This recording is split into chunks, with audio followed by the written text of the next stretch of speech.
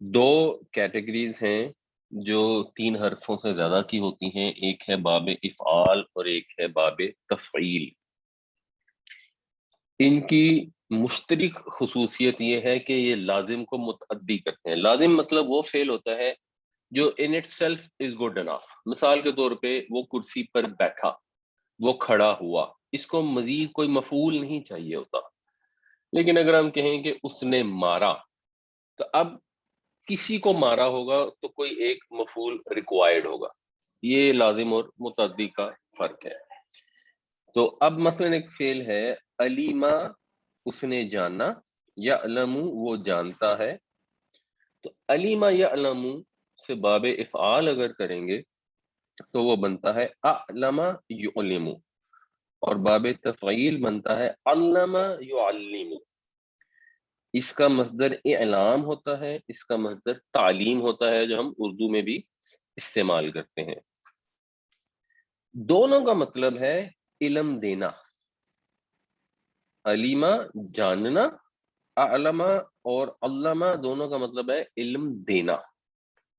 اور اردو میں ہم اس وزن کے اوپر بہت سارے الفاظ استعمال کرتے ہیں۔ تو جو جنرلی اس کی کریکٹرسٹک ہوتی ہے وہ یہ ہوتی ہے کہ باب افعال یعنی اعلم یعلم کے اندر کسی کام کو جنرلی ایک مرتبہ کرنے کا مفہوم پایا جاتا ہے، اور باب تفعیل میں یعنی علم یعلم تعلیم میں، تصویر میں، تشکیل میں، تذکیر میں، اس میں کسی کام کو مسلسل کرنے کا مفہوم پایا جاتا ہے یا بہت زیادہ کرنے کا مفہوم پایا جاتا ہے۔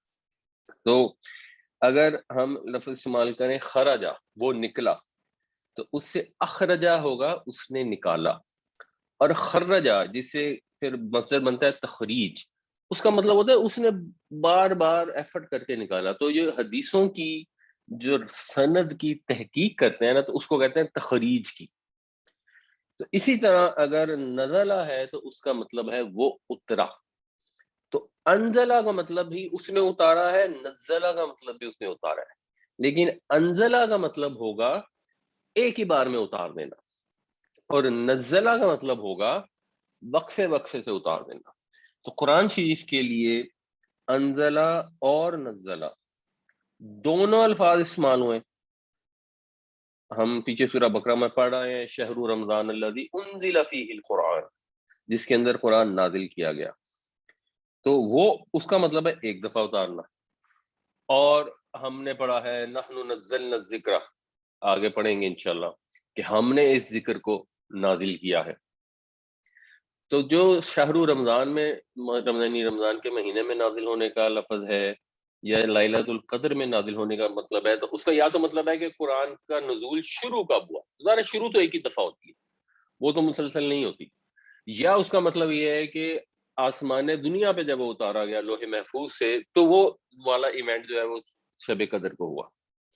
اور نزلہ یہ ہے کہ جو دھیرے دھیرے بتدریج تسلسل کے ساتھ قرآن شریف اتارا گیا، تو وہ یعنی 22 سے 23 سال کے لگ بھگ ہو گئے، 22 سال اور 9-10 مہینے کے قریب میں قرآن شریف نبی کریم صلی اللہ علیہ وسلم کے قلب مبارک کے اوپر دھیرے دھیرے آہستہ آہستہ اترا۔ تو اب یہ عربی کی گرامر اگر آپ تھوڑی بہت آتی ہوگی تو اس سے آپ کو اس کی انڈرسٹینڈنگ بہتر ہوگی۔ اسی مثال میں جو علیمہ یا علموں والی مثال ہے، اس میں وہ یہ کہہ رہے ہیں کہ اگر آپ نے کسی شخص سے ایک جگہ کا پتہ پوچھا اور اس نے آپ کو وہ پتہ بتا دیا، تو یہ اعلام ہے۔ لیکن اگر آپ درجہ بدرجہ تسلسل کے ساتھ معلومات دیں گے تو یہ تعلیم ہے، جیسے ہماری یونیورسٹی کالجز میں تعلیم ہوتی ہے، اور کسی سے راستہ پوچھنے ہیں تو وہ اعلام ہوتا ہے۔ دونوں جاننے کے فعل کو لازم سے متعدی کر دیتے ہیں۔